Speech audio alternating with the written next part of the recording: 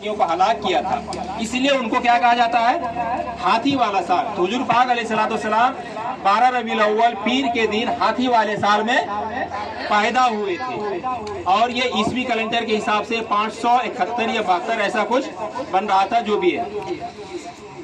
حضور پاک علیہ السلام یتیم تھے یا یتیم کب ہوئے تھے؟ وہ حضور صلی اللہ علیہ وسلم جب پیدا ہوئے تھے ان کے والد محترم باحیات تھے، زندہ تھے؟ نہیں، ان کی پیدائش سے 6 مہینہ یا کچھ دن پہلے ان کے والد کا کیا ہو گیا تھا؟ انتقال ہو گیا تھا۔ ان کے والد کا نام کیا تھا؟ حضرت عبداللہ۔ امی کا نام کیا تھا؟ بی بی آمینہ، سوری فاطمہ ان کی صاحبزادی کا نام تھا، آمینہ۔ اور ان کی پرورش کس نے کیا تھا؟ ان کے چچا ابو طالب اور دادا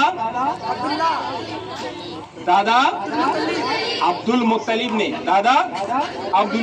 اس طرح سے حضور پاک علیہ السلام پلے بڑھے اور اپنے سماج میں رہے۔ زیادہ وقت نہیں لوں گا۔ ایک خاص چیز، ویسے تو حضور پاک علیہ السلام کی سیرت اور ان کی لائف اور ان کی زندگی کو بیان کرنا چاہے تو برسہ برس تک آدمی بیان کرتا رہے گا، ایک ایک پہلو ختم نہیں ہوگا۔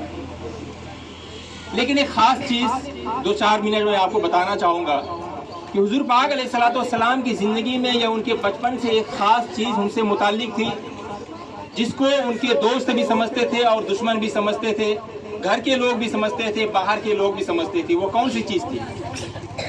ایک خاص صفت حضور پاک علیہ السلام کے ساتھ، ویری گڈ، ان کا اخلاق۔ اور ان کو کیا کہا جاتا تھا بچپن میں؟ کسی نے کہا صادق۔ میرے بچوں، سچا بننا یہ سب سے بڑی صفت حضور پاک علیہ السلام کی شروع سے، بچپن سے ہی۔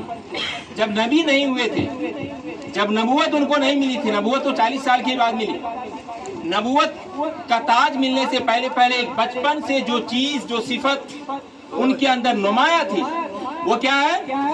سچائی اور امانت داری۔ اس لیے ہمیں اور آپ کو کیا ہونا چاہیے؟ سچا ہونا چاہیے اور امین ہونا چاہیے، کسی کے راز کو چھپانے والا ہونا چاہیے، کسی کی امانت کو اس تک پہنچانے والا ہونا چاہیے، اور یہ سچائی صفت زندگی ہونی چاہیے۔ دنیا یاد رکھے، ہمیں چاہیے کتنی مرتبہ میں کئی مرتبہ جھوٹ جا سکتا۔ ایک بار اچھا، ہم لوگ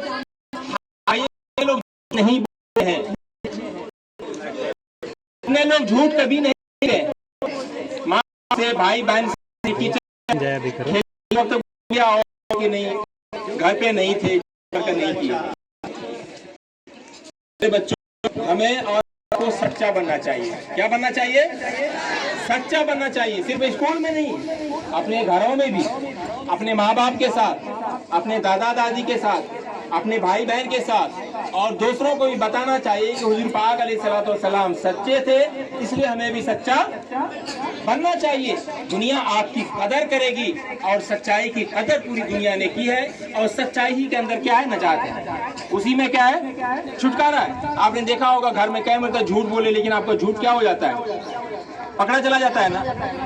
جھوٹ آپ کا کیا ہوتا ہے؟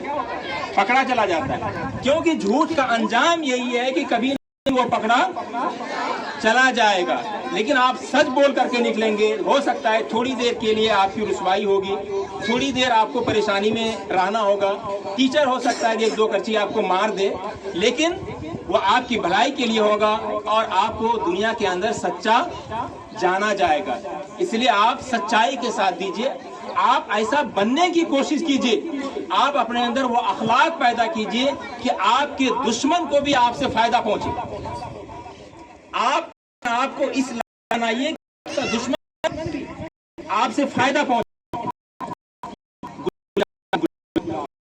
گلاب کا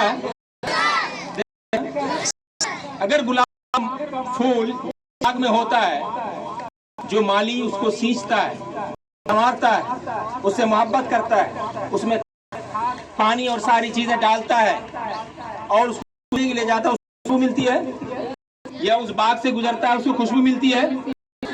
ایک آدمی جو گلاب سے محبت نہیں کرتا ہے وہ گیا آگ کے اندر سے گلاب کا پھول چوری کے بھاگتا ہے، گلاب کے پھول کو مچوڑتا ہے، خوشبو اس کو ملے گی کہ نہیں ملے گی؟ ملے گی کہ نہیں ملے گی؟ جس طرح سے ایک مالی کو مل رہا تھا، ایک گلاب کے پھول سے محبت کرنے والا خوشبو مل رہی تھی، چور کو بھی اتنی ہی خوشبو ملتی ہے۔ تو اپنے آپ کو کیا بنائیے؟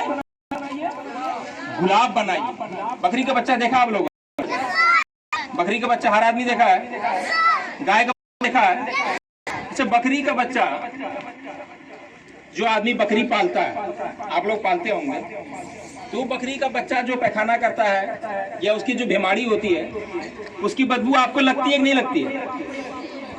لگتی ہے؟ جو اس کا دیکھ بھال کرتا ہے، رکھ رکھاؤ کرتا ہے، جو اسے کرتا ہے، اس کو چھوتا ہے، چاٹتا ہے، اس کی بدبو اس کو بھی لگتی ہے۔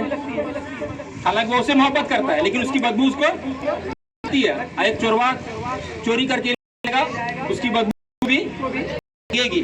اسی شاعر نے کہا وردتن حتی لسارقیہا، کندتن طیبہا حتی لسارقیہا، ولا تکن بدنتن خبثہا حتی لساقیہا۔ اے میرے بچوں، گلاب کا وہ پھول بن جاؤ جس کی خوشبو گلاب کو ان کے باغ سے چرانے والوں کو بھی محسوس ہوتی ہے۔ تم بکری کا وہ بچہ نہیں بنو جس کی بدبو ان کے دیکھ بھال کرنے والوں کو بھی لگتی ہے۔ تو آپ کو کیا بننا ہے؟ بکری کا بچہ بننا ہے یا گلاب کا پھول بننا ہے؟ کیا بننا ہے؟ کتنے لوگ بکری کا بچہ بننا چاہتے ہیں؟ ہاتھ اٹھائیں۔ گلاب کا پھول کتنے لوگ بننا چاہتے ہیں؟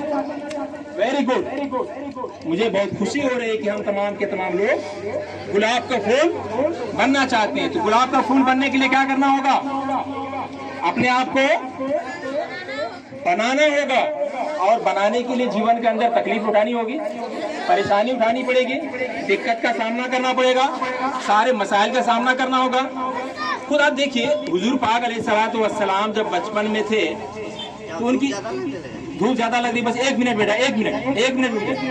حضور صلی اللہ علیہ وسلم کی زندگی کو اگر آپ دیکھیں گے، خود آپ دیکھیں ان کی زندگی کے اندر ایک آرفن والی زندگی تھی، ایک یتیم زندگی۔ آپ سماج کے اندر دیکھتے ہیں کہ ایک یتیم بچے کی کتنی حیثیت ہوتی ہے، تو کس طرح سے انہوں نے اپنی زندگی جی کر کے پوری دنیا کے لیے جیا، اور قرآن نے کہا وما ارسلناک الا رحمۃ للعالمین۔ اسی طرح آپ کو یہ پیغام دیا جاتا ہے کہ آپ پوری دنیا کے لیے اطمینان اور سکون اور شانتی کا باعث بنیں گے انشاءاللہ۔ آپ کلاس میں جائیں، دھوپ بہت تیز ہے، انشاءاللہ باقی جو باتیں ہوں گی وہ بعد میں آپ کو بتائی جائیں گی۔ جزاک اللہ۔